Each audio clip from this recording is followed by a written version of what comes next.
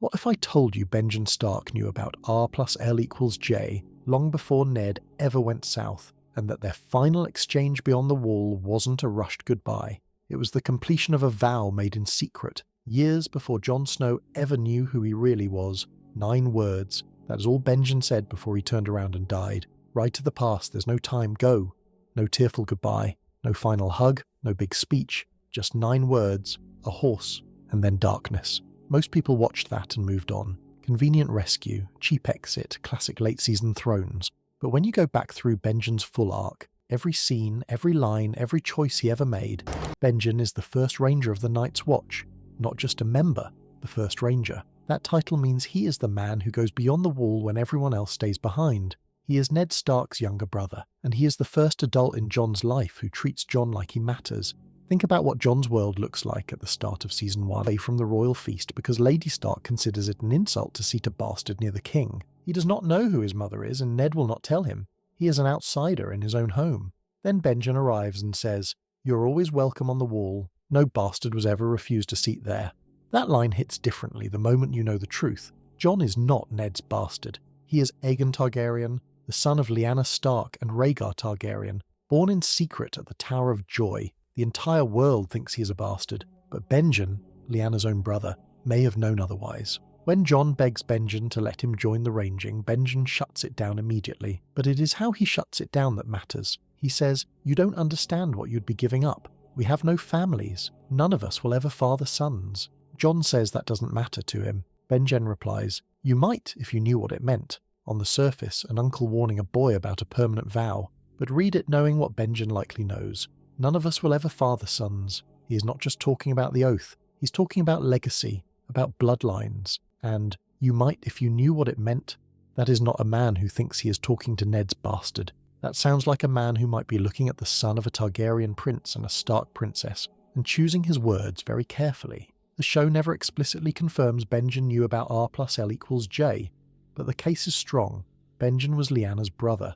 He was at Winterfell when Ned returned from the Tower of Joy carrying a baby boy, and a story about a woman named Willa, a name nobody had heard before, attached to a child nobody had seen Ned conceive. Ned Stark was the most honest man in Westeros. He suddenly had a bastard he refused to discuss. Benjen knew Ned better than almost anyone. The math was not hard. Then Benjen joined the Night's Watch, giving up his claim to Winterfell, any future family, any life.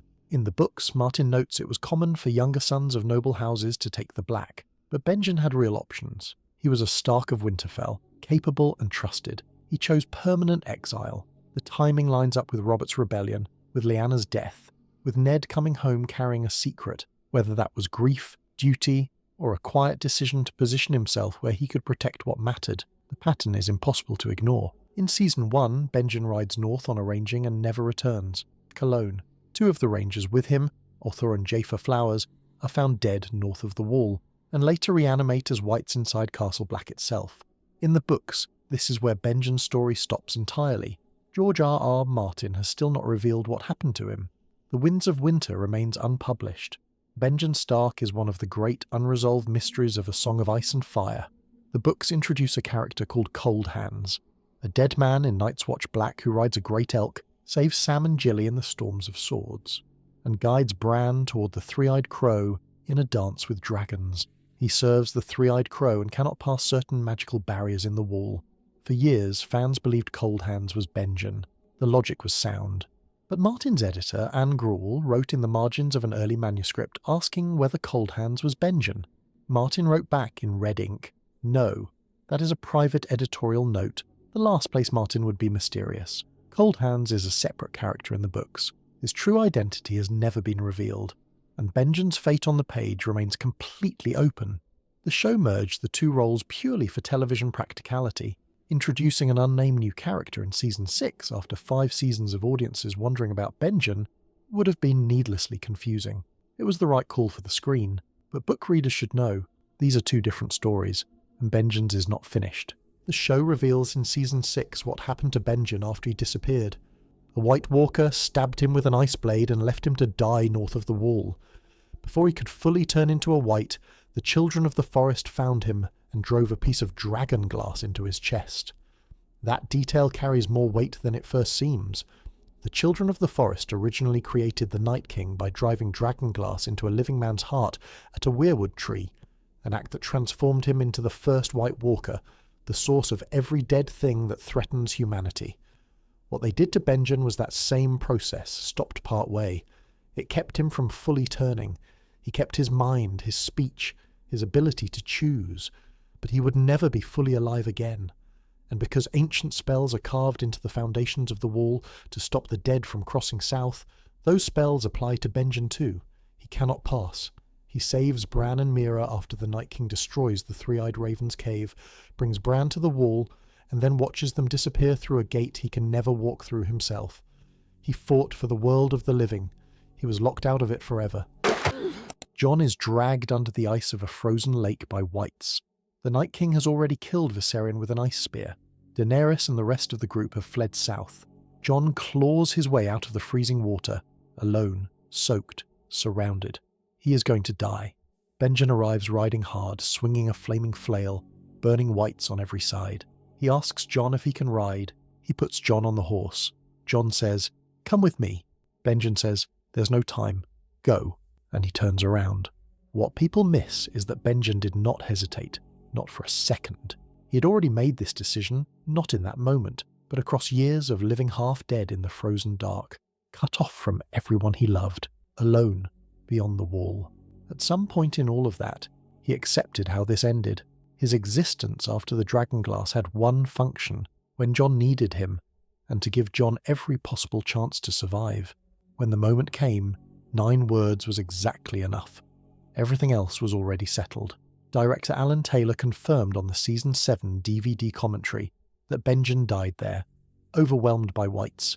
His watch had... Before leaving on his final ranging in Season 1, Benjen said one last thing to Jon at the top of the wall. Not advice, not a farewell, just, "We'll speak when I return." He never returned to Castle Black. He never made it south of the wall again. He never got to finish that conversation. But 6 seasons later, in the middle of the end of the world, he did speak to Jon one final time. And those 9 words were exactly who Benjen had always been. A man who finished what he started without ceremony. Put that next to the Tower of Joy. Lyanna Stark, dying after childbirth, pulls Ned close and whispers, "His name is Aegon Targaryen. If Robert finds out, he'll kill him. You have to protect him. Promise me, Ned." She sends her child into a dangerous world and trusts her brother with his life. Love expressed as instruction. Duty without drama. Benjen's "there's no time. Go." is the same language, not a man giving up. A man who made a promise somewhere in the grief of Robert's rebellion, kept it in total silence for years, and delivered on it at the last possible second. Benjen Stark is the easiest character to overlook in Game of Thrones. 3 episodes in Season 1, 2 brief appearances across Seasons 6 and 7, dead before anyone could process it. No throne, no arc, no crowning moment where the show pauses to honour what he gave. That is exactly the point. He spent years beyond the wall with no audience, half dead, alone, cut off from Winterfell, unable to cross back into the world he was fighting for. He swung a flaming flail in the dark while the show followed kings and queens further south. Nobody was watching, nobody wrote songs about it. And when the moment came, when Jon Snow was about to die and the entire second half of the story hung on his survival, Benjen was already there, not because he happened to be passing by, because that was always where this was going. The Stark words are, "Winter is coming." It is not a threat. It is a statement of fact. The cold is always approaching, always larger than any one person's plans or ambitions, and the only honourable answer is to be ready before it arrives. Benjen Stark lived inside that winter longer and harder than anyone in the story. He never stopped fighting it, and when the last thing he could do was give Jon Snow a horse and 9 words, he did it without looking back. His watch had ended. But what he protected, twice across the full length of the series, was the chance for someone else's story to continue. Drop a comment below. Do you think Benjen knew the truth about Jon's parentage? Because that one question reframes every scene they ever shared. And if you want more of this, going back through Game of Thrones and pulling out what most people walked straight past, subscribe. There is a lot left in this story that has not been said.